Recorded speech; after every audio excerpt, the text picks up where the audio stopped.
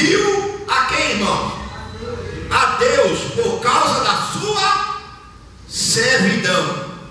E ouviu o Senhor o seu gemido, e se lembrou da aliança com Abraão, com Isaque e com Jacó. E viu Deus os filhos de Israel e atentou para a sua condição. O que é que o texto está nos ensinando? A gente sabe a história de José, né? José se tornou governador do Egito, salvou o Egito, salvou o mundo. Aí José morreu. Morreu também os irmãos de José. Aí veio uma nova geração. Morreu também o faraó que conhecia José. E aí levantou-se no trono outro faraó que não gostava dos judeus e nem reconhecia nada e nem agradecia por tudo que José fez pelo Egito. Aí o que foi que esse faraó fez? Ao invés de agradecer e abençoar Israel, ele decretou a escravidão dos judeus. E os judeus, a partir daquele momento, que era um povo livre, que era um povo que podia ir e vir, passaram a ser escravos do Egito. E esse faraó e os que vieram depois dele não alisaram. O jugo foi pesado. Foi pesado mesmo. Depois de muitos anos, a Bíblia diz que Israel clamou ao Senhor. E o texto diz o quê? Que o Senhor ficou surdo, morto. Não. O Senhor fez o quê? Ouviu. O que será que isso nos ensina? Isso nos lembra o que o profeta diz: buscar-me-eis e me achareis quando vocês me buscarem de todo o vosso coração. Clama-me. Como é? Clama-me e eu te responderei. Quando Israel clamou a Deus de coração, Deus levantou um libertador para tirá-los da terra do Egito.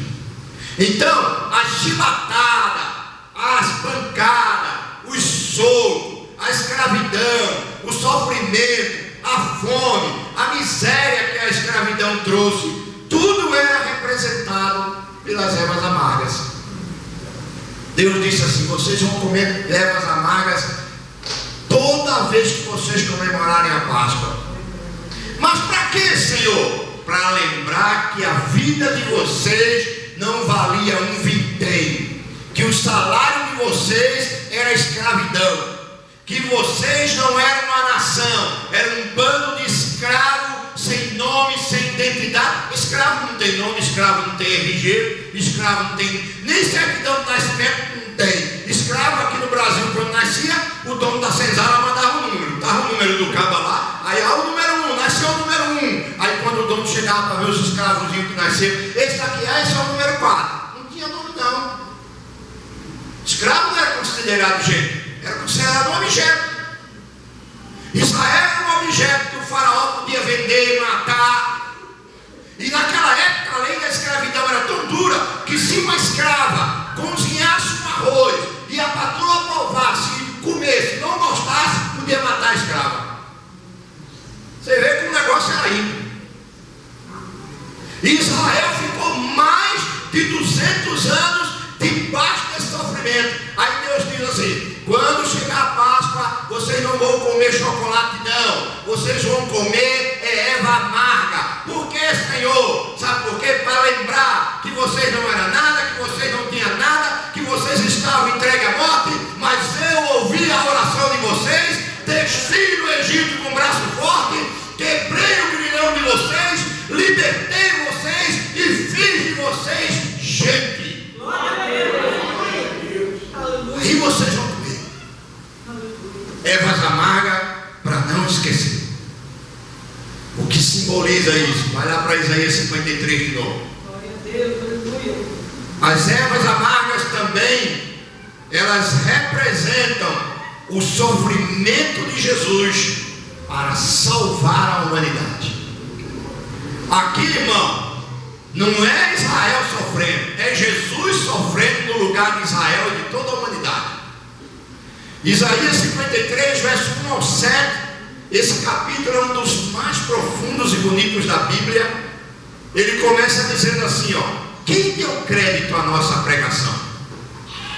E aqui se manifestou o braço do Senhor, porque foi subindo como renovo perante ele, e como raiz de uma terra seca, não tinha beleza nem formosura, e olhando nós para ele, não havia boa aparência nele, para o que o desejasse.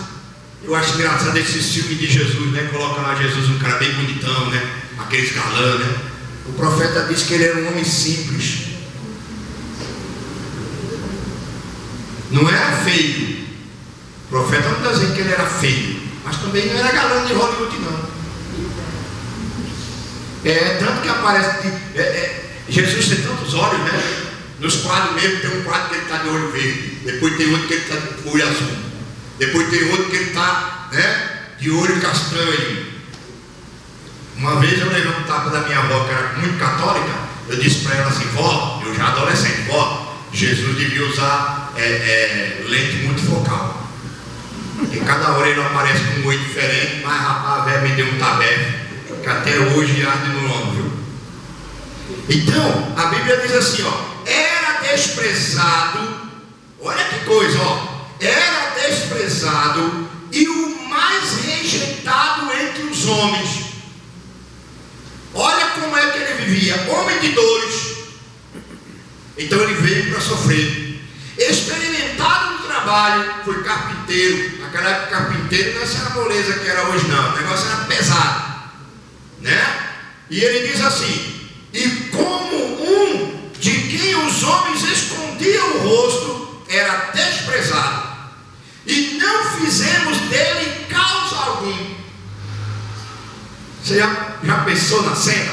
Aí o profeta diz assim, ó: verdadeiramente ele tomou sobre si as nossas enfermidades, e as nossas dores levou sobre si, e nós o reputamos por aflito e ferido de Deus e oprimido. Não é assim quando a gente se sente quando vê ele levando a cruz no filme?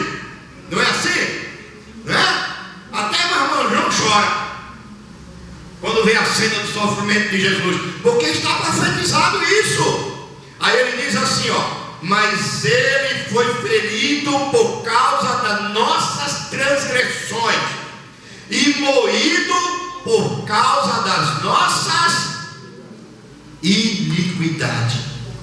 O castigo que nos traz a paz estava sobre ele, e pelas suas pisaduras fomos sarados.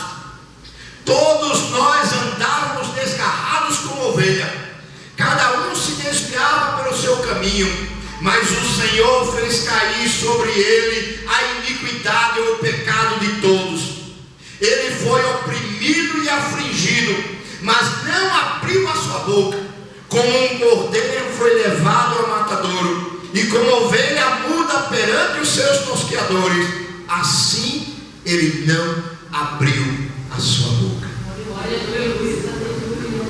Foi moído, foi desprezado, foi castigado, foi arrebentado. Aquilo que passa no filme lá, ele apanhando, aquilo foi literal, foi real.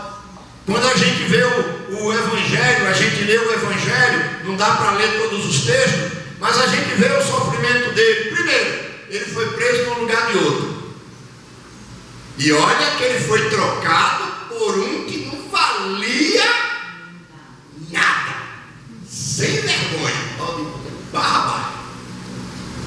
Interessante que tinha dois Jesus ali, você sabia? Quando a gente estuda a história do cristianismo, era Jesus o Nazareno e Jesus Barrabás. O nome de Barrabás também era Jesus.